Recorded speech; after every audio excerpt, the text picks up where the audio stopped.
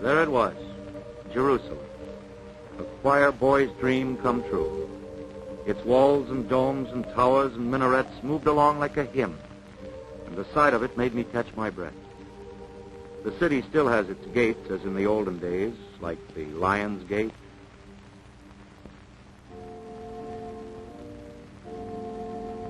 Then on down along the walls, the big Damascus Gate, turrets and all, right out of a picture book. I never saw such narrow streets. I think they ought to have been a little wider, so at least I could know which side I was walking on. There was no room for carts or automobiles, but there was plenty of traffic. I pushed through crowds of people. I dodged between lemonade dealers and water pipe smokers.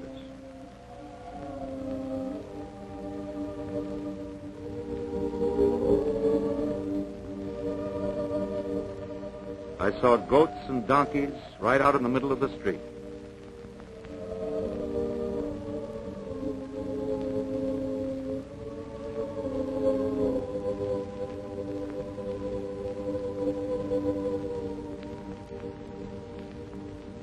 Then I got a ride on a donkey. It made driving a Jeep seem like a trip to heaven. Jerusalem the Holy, a holy city for three great religions. I visited, of course, the famous Dome of the Rock, or the Mosque of Omar, as they call it, which stands on the site of King Solomon's temple.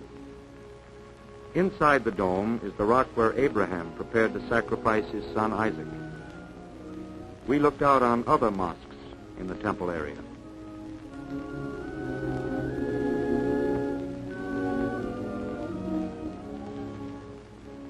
We saw the Mount of Olives and other famous landmarks rising around the city. They looked just as I had pictured them from the stories in the Bible. And there was the little town of Bethlehem, where David and Jesus were born.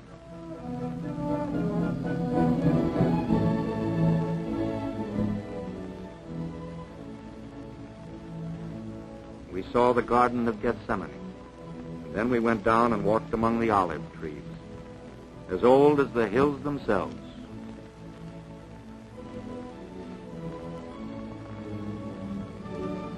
We climbed down into the tombs of the old Jewish kings, tombs carved thousands of years ago out of the solid rock, huge halls and rooms and galleries dug underground. I don't know how. Then, suddenly, here was a Jerusalem I never heard about in Sunday school. The big modern Jewish agency building, which is the headquarters for all the work of rebuilding Palestine as a homeland for the Jewish people. It was from this building that we started out on a tour of the land.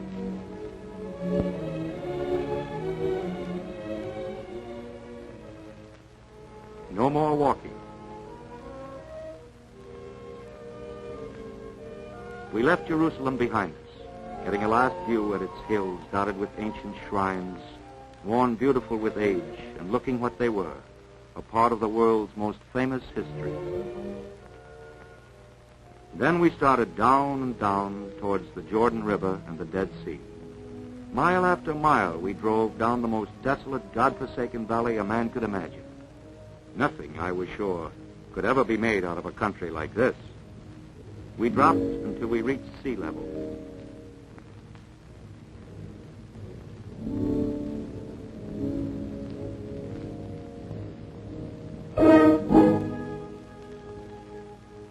Then we dropped some more, 4,000 feet altogether, until at last we reached the Dead Sea, the lowest point on the face of the earth.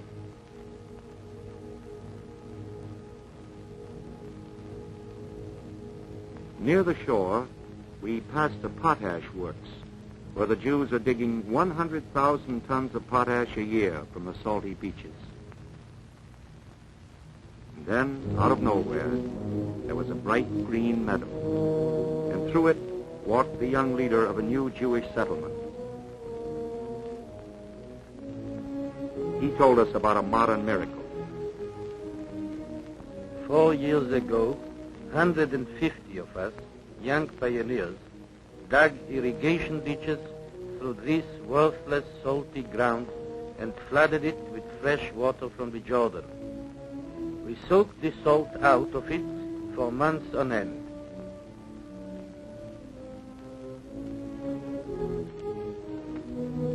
Then the clean sun-cracked earth began to push forth green blades, and the tender stalks grew up into fields of grain and fruit and vegetables.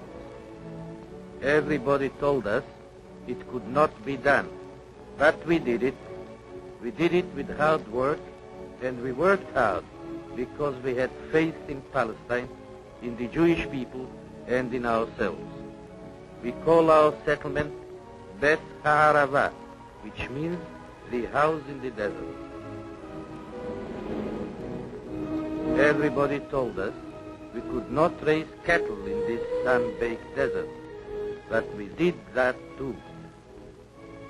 These Dutch cows look contented even when the thermometer climbs as it does in summer to 118 degrees. Perhaps they too have the Jewish faith and will to live. Where have these pioneers come from? Many of them are refugees from Europe who landed at Palestine ports like Haifa. They are then sent by the Jewish agency to a reception camp. There, they are prepared for the new world they will help to build. There are 100,000 youngsters like these who are still wandering homeless in Europe.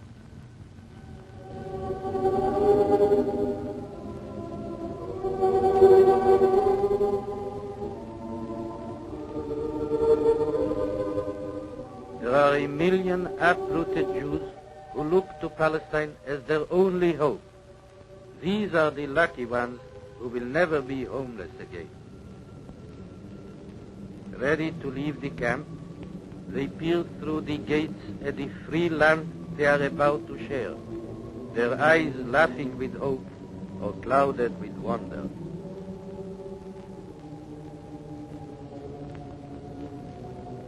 Soon they spread to all parts of the country. Some, like the 70-year-old Fritz Lowenthal, a famous nerve specialist from Vienna, have returned to the soil.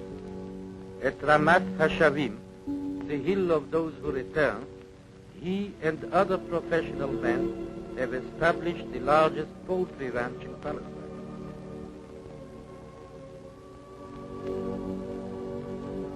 Others, like Professor Emanuel Goldberg, the inventor of the famous Contax camera, continue in their former work. He now makes optical and precision instruments in Tel Aviv for the Allies. Most of Jewish industry in Palestine devotes a large part of its output to the war effort. People like us, 600,000 strong, are doing every day what could not be done to bring back fertility and industry, to bring back life to this old land of ours, and build a country where we Jews can be productive and free and happy.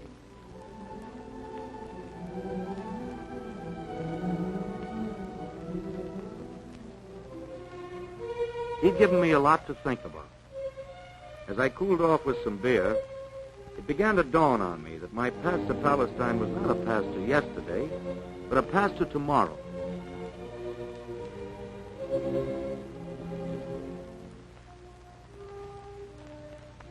Yet when we left the Dead Sea and our truck headed north toward the Lake of Galilee, I ran again, smack into the long-ago past, into a run-down and worn-out land, where the men had used up the earth and then given it back to the camels.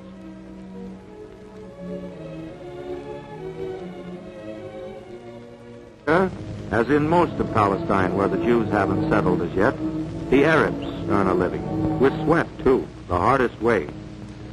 Their tools are primitive, I guess the same as Abraham used to harrow the ground and winnow the grain.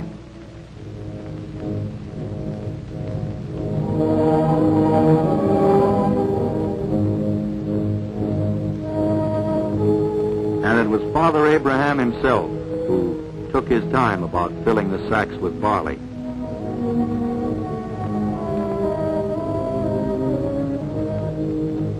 Just down the road a piece, we passed again from yesterday to tomorrow. We met a modern tractor, and then on the edge of the fields, a Lend-Lease harvester, the best machinery, working just as it does in Kansas.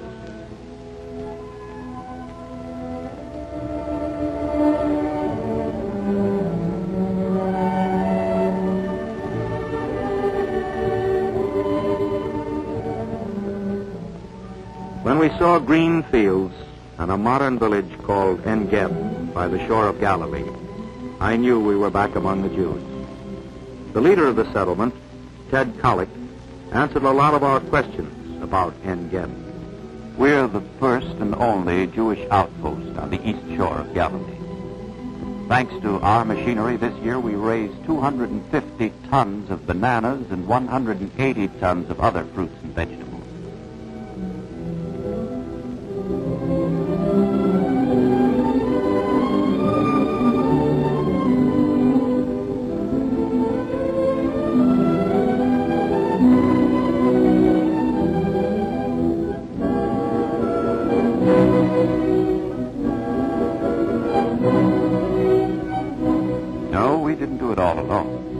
Behind us, as behind all the agriculture and industry of Palestine, is science. Behind us is the Hebrew University. There on Mount Scopus, the technical groundwork is laid for the miracles we are performing today and the greater ones we will perform tomorrow.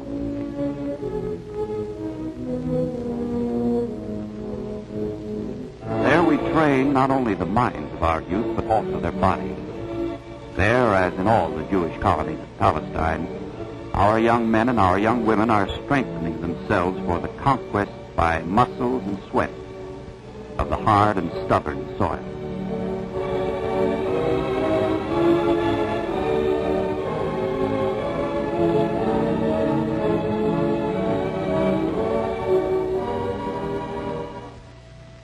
Behind us, in the town of Rehoboth, are the Daniel Zief Research Institute and Dr. Weitzman's home and laboratory.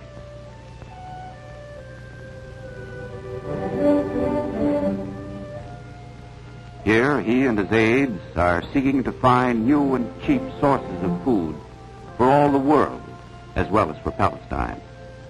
Behind us, too, is the Jewish Agency's Agricultural Experiment Station. Day by day, our scientists are waging war against the insects, fungi, and microbes that blight our crops. They are working out new methods for us to increase our yields and make more room for more people. And behind them is the United Palestine Appeal, asking more people to give more money so as to make more room for all Jews. At our side, or maybe I should say marching on ahead of us, are our boys and girls to whom all this knowledge and skill is given as part of their daily schooling.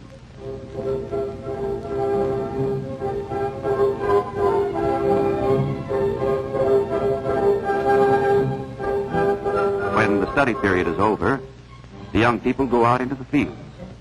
School and work, learning and living are to them all of one piece.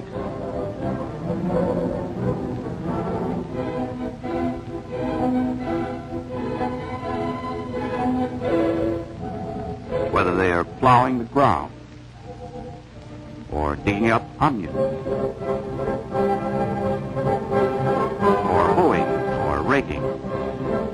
brings them a deeper love and understanding of the land. We live for these boys and girls because someday they are going to live in our stead, and we hope live fuller and better. They are pressing eagerly on beyond the yesterday of camels and wooden plows.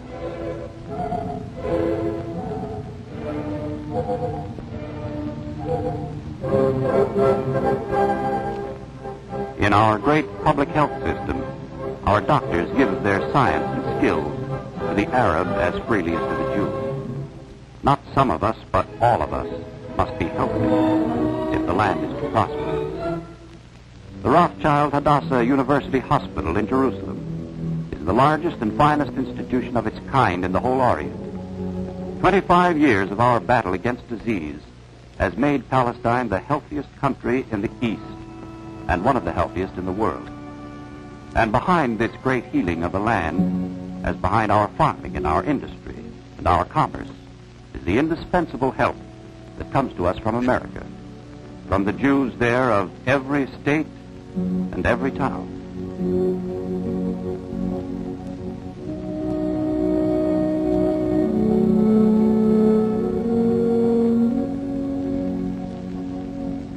But we want more from your America than your gifts.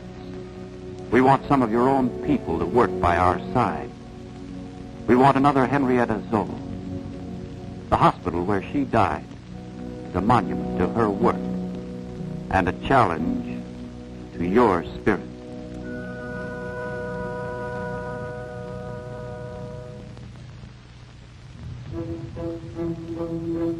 All of this lies behind our village of En-Ged, just as it lies behind the 300 other settlements we Jews have built in the land of Israel. When our work bell is rung, our village goes to work on a cooperative, communal basis. We're making advances not only in science, but in our way of living.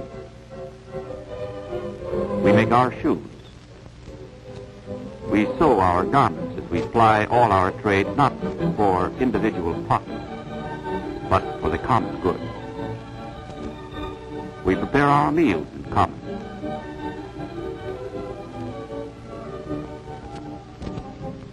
We have our clothes washed in a common laundry. And someone is daily assigned the job of cleaning the shoes for all the babies in the settlement.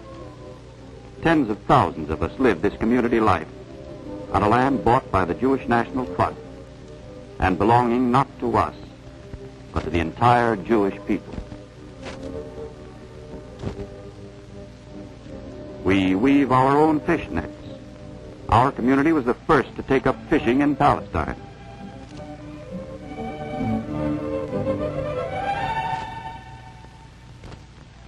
See those patches of green on the hills across the lake? They are new young forests planted by new young Jews. Our fishing industry is homemade. We even build our own boats.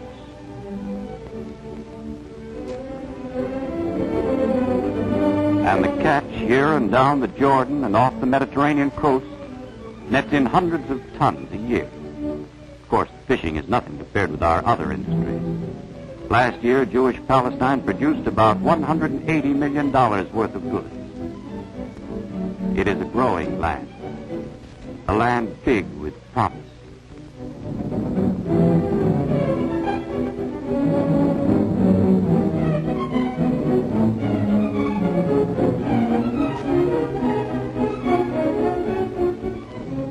But we don't work all of the time.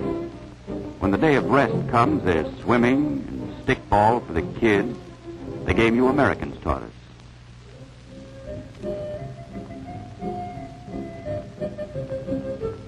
And there's dancing the hora, something the kids like to think is music.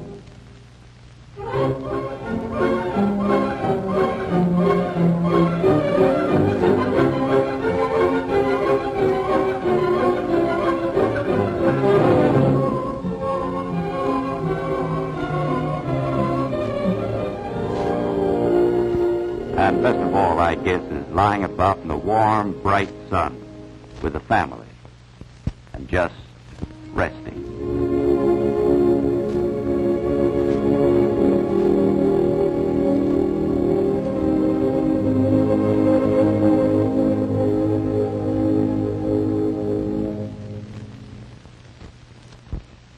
The words of Ted Collick stayed with us as we left the lake and took the truck on Westwood. We could see what he was talking about in the building going on all along the way. Right under our eyes, roads were being paved. People were living in tents while they constructed houses and villages. A new world was being created that someday ought to equal the best we've got at home. I never saw the building of our West, but it must have been something like this.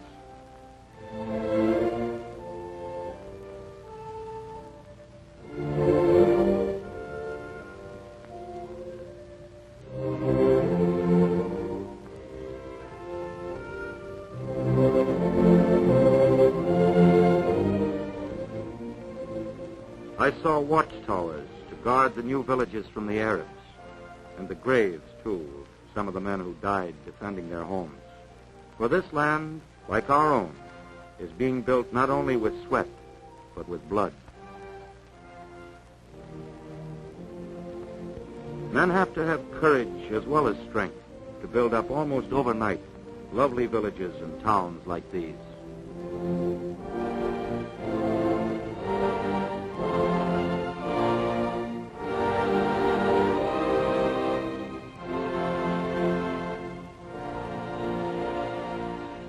We ended up in the biggest city in Palestine, the all-Jewish city of Tel Aviv. You've got to come from North Africa, as I did, or maybe from Arkansas or Tennessee, to realize what a wonder city it is. I remember we first went to the Services Club, where we washed and shaved. We got a good look, at the Palestinian wax.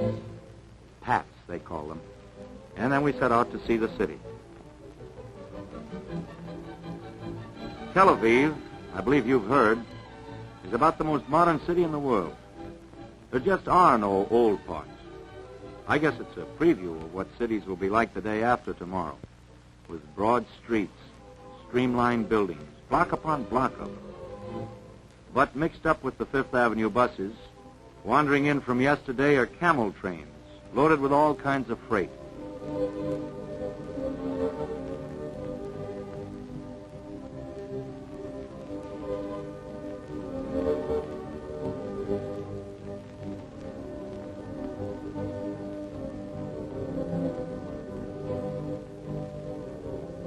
As I walked about the streets of the city, Dizengoff Circle, Allenby Avenue, Rothschild Boulevard, and saw the fine-looking houses and cool lanes and shady gardens, I didn't wonder that the people there were proud of what they had built. Well, the whole city was nothing but a long stretch of sand dunes 40 years ago, and now it has 175,000 inhabitants living in houses like these.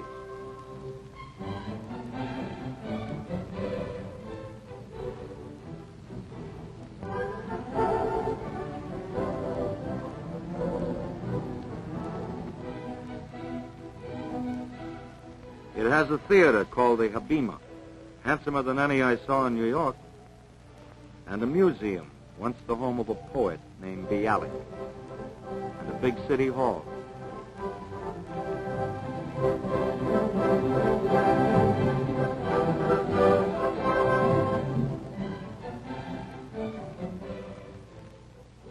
I spent an afternoon on a beach we'd be proud of in Florida. If I stayed much longer, I'd begin to brag about the place like they do. But they've got more to think about than bragging. When I saw the beach crowded with happy men and women and children, I wondered how often they took time off to think back to Germany or Poland or Romania, back to the horrible life and more horrible death that their little children had escaped from forever. These children, I thought, never knew, or I hope at least most of them didn't, and they needn't ever worry about such things in the future. But the other children and their folks who are still over there in Europe, I wondered if they were ever going to get to play on Tel Aviv Beach. It seems to me that every Jew with red blood in his veins ought to work and fight and help to salvage the wreck of the Jewish people and bring the survivors on the shore of a land that's their own. Looking at those children, I got a feeling of what a land Palestine can be tomorrow. There aren't any better youngsters in the world. And if they get the right backing, they'll make a country the world and the Jews can be proud of. If I knew how to say it, I'd beg you folks to help those kids grow and work and build. Help them, I'm told, in the best way we Americans can, by responding to the United Palestine appeal. I'm sure that in return, they will respond to you in the best way they can. They'll build a land of tomorrow for the Jewish people, a strong and healthy and beautiful land.